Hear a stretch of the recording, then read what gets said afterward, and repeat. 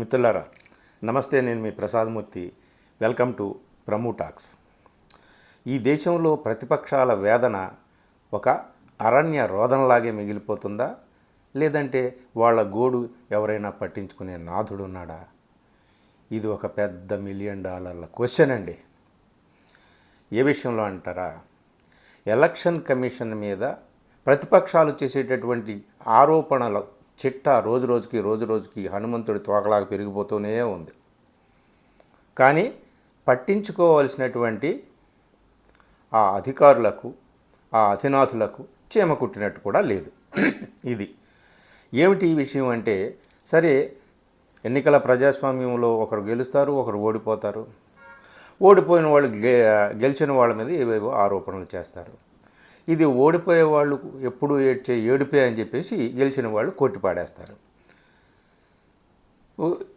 అరవింద్ కేజ్రీవాల్ ఢిల్లీలో ఓడిపోవడానికి కర్ణుడి చావుకి 1,00,000 కారణాలు అన్నట్టు ఆయన ఓటమికి కూడా చాలా కారణాలు ఉన్నాయి. అవన్నీ కూడా మనం మాట్లాడుకుంటున్నాము.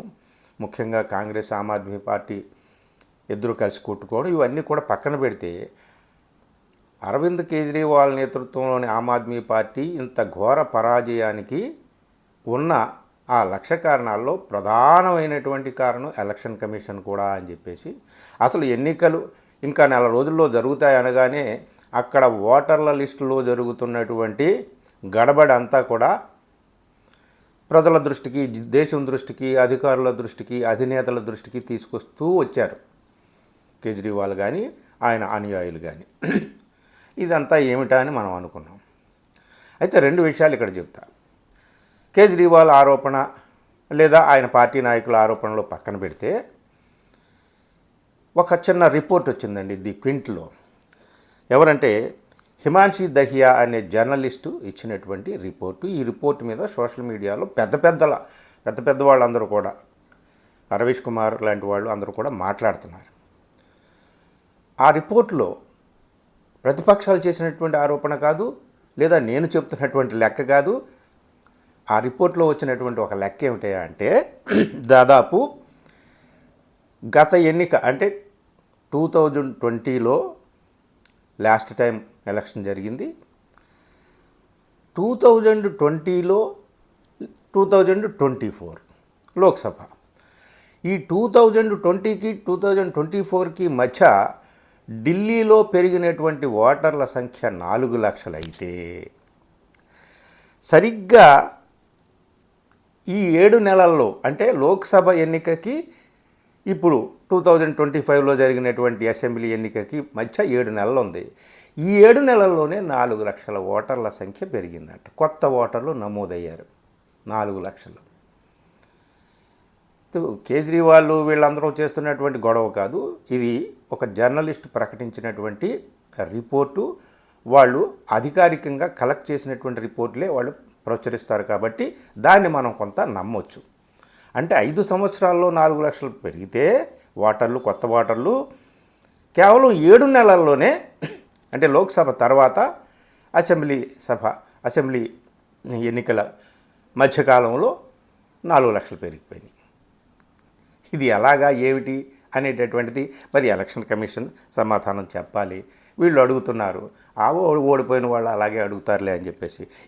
ఈ రిపోర్ట్లో ఒక ఆశ్చర్యకరమైనది ఏమిటి అంటే, కేజ్రీవాల్ పోటీ చేసినటువంటి న్యూఢిల్లీ కాన్స్టిట్యున్సీలో ఈ లాస్ట్ 5 ఇయర్స్లో 27% ఓటర్లు రద్దు చేయబడ్డారు, డిలీట్ చేయబడ్డారు.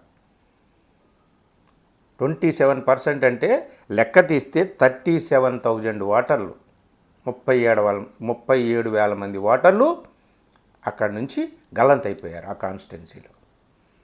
ఇదొక డేటా, ఆ జర్నలిస్ట్ ఇచ్చినటువంటి డేటా. చాలామంది మాట్లాడుతున్నారు సోషల్ మీడియాలో, ఇప్పుడు ఇది హల్చల్ అవుతుంది. 2020లో కేజ్రీవాల్కి అదే నియోజకవర్గంలో ఎంత మెజారిటీ వచ్చింది? ఎంతంటే 21,000 పైచిలుకు ఆయనకు మెజారిటీ వచ్చింది. గల్లంతైన ఓటర్లు ఎంతమంది ఇప్పుడు? 37,000 మంది. ఇది ఏమిటి అనేటటువంటిది ఒక ప్రశ్న. సరే, ఢిల్లీలో ఇలా ఉంది. కొత్తగా మీరు ఓటర్లని నమోదు చేస్తున్నారు, పాత ఓటర్లని డిలీట్ చేస్తున్నారు, ఎక్కడెక్కడ నమోదు చేస్తున్నారు, ఏమిటి, ఎవరెవరు బీజేపీ బంపర్ మెజారిటీతో ఎక్కడెక్కడ గెలిచింది, ఆ గెలిచిన చోట్ల కొత్తగా నమోదైనటువంటి ఓటర్లు ఎంతమంది, ఇవన్నీ కూడా ఆరాలు తీయాలి. ఆరాలు వీళ్ళు అడుగుతున్నారే కానీ ఎవరు పట్టించుకోవట్లేదు. ఆ వివరాలు ఎలక్షన్ కమిషన్ అందివ్వట్లేదు. 7వ తేదీన రాహుల్ గాంధీ ఒక ప్రెస్ కాన్ఫరెన్స్ పెట్టి మొత్తుకున్నాడు. ఆయన చెప్పిన వివరాలు మరీ విచిత్రంగా ఉన్నాయన్నమాట. అది ఏమిటయ్యా అంటే, మహారాష్ట్రలో సేమ్ ఢిల్లీలో జరిగినట్టు మహారాష్ట్రలో ఆయన మహారాష్ట్ర ఎన్నికల గురించి నిరంతరం ఎలక్షన్ కమిషన్తో పోరాటం చేస్తూనే ఉన్నాడు. మహారాష్ట్రలో కూడా అలాగే సరిగ్గా లాస్ట్ 5 ఇయర్స్లో, అంటే లోక్సభ ఎన్నికలకు ముందు 5 ఇయర్స్లో దాదాపు ఒక 32 లక్షల మంది కొత్త ఓటర్లు నమోదైతే, ఆ తర్వాత లోక్సభకి అసెంబ్లీకి మధ్య 5 మంత్స్ గ్యాప్ ఉంది కదా, ఆ 5 మంత్స్లోనే దాదాపు 40 లక్షల కొత్త ఓటర్లు నమోదయ్యారు. ఎక్కడి నుంచి వచ్చారు, వీళ్ళు ఎక్కడ ఉన్నారు, ఏ నియోజకవర్గంలో ఎంతమంది, మాకు ఆరాలు చెప్పండి నాయన అని అడుగుతున్నాడు రాహుల్ గాంధీ. మాకు డేటా ఇవ్వండి. గెలిచిన అభ్యర్థుల స్థానాల్లో మీరు ఓటర్ల లిస్టు మాకు ఇవ్వండి. ఎవరెవరైతే ఓటర్లు అక్కడ పాల్గొన్నారో ఆ జాబితా మాకు ఇవ్వండి అని అడుగుతున్నారు. ఎలక్షన్ కమిషన్ ఇప్పటి వరకు అయితే ఇవ్వలేదు. అంటే గత 5 సంవత్సరాల్లో దాదాపు 70 లక్షల మంది కొత్తగా నమోదయ్యారు మహారాష్ట్రలో. ఈ 70 లక్షల మంది దాదాపు హిమాచల్ ప్రదేశ్ జనసంఖ్య అంత ఉంటుందని రాహుల్ గాంధీ మొత్తుకున్నాడు.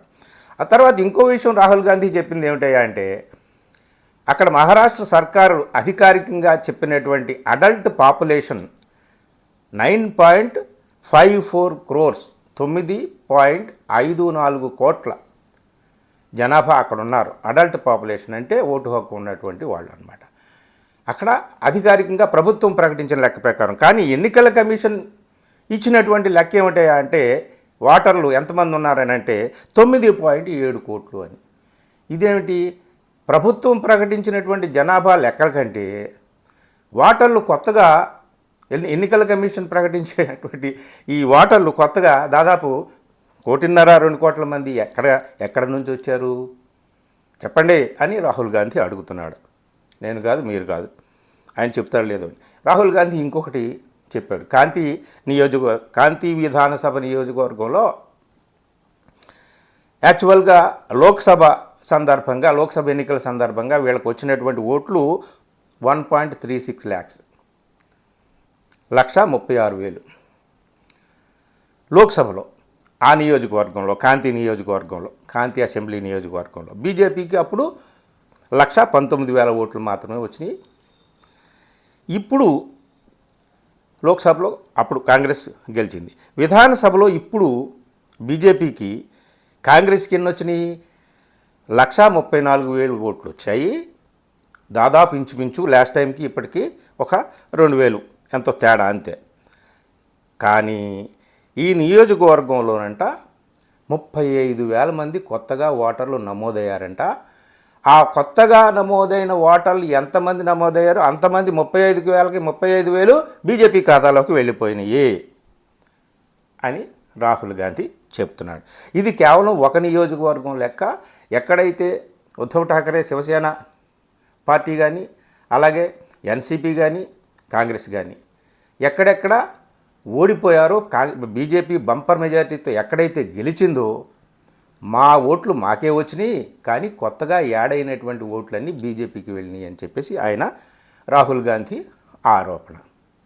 అలాగే ఈ కొత్తగా యాడ్ అయినటువంటి ఓటర్లు ఎక్కడైతే బాగా యాడ్ అయ్యారో అక్కడే బీజేపీకి 90% స్ట్రైక్ రేటు ఉంది, చరిత్రలో ఎక్కడా లేదు ఇలాగా అని చెప్పి రాహుల్ గాంధీ చెప్పాడు మొన్న 7వ తేదీ ప్రెస్ మీట్ పెట్టి. మిత్రులారా, ఇదండి ఎన్నికల్లో గెలుపోటములు అనేక కారణాలు ఉండొచ్చు. రాజకీయపరమైన కారణాలు, ఆర్థికపరమైనటువంటి కారణాలు, మతపరమైనటువంటి కారణాలు, కుల సమీకరణాలు ఎన్ని ఉన్నప్పటికీ ఈ ప్రతిపక్షాలు మొట్టమొదటి నుంచి కూడా రొమ్ములు బాదుకుంటూ, నెత్తి నోరు బాదుకుంటూ ఎలక్షన్ కమిషన్ ముందు మోకరిల్లి ఫిర్యాదులు చేస్తుంటుంటే ఇప్పటి వరకు ఎలక్షన్ కమిషన్ ఒక్క ఫిర్యాదుకు కూడా సమాధానం లేదు. మీకు ఎన్నికల ముందే ఓటర్ల జాబితా ఇచ్చేసాం కదా మళ్ళీ ఎందుకని అంటున్నారు. మీరు ఇచ్చిన దాన్ని మళ్ళీ ఇప్పుడు ఇవ్వడానికి ఏంటి?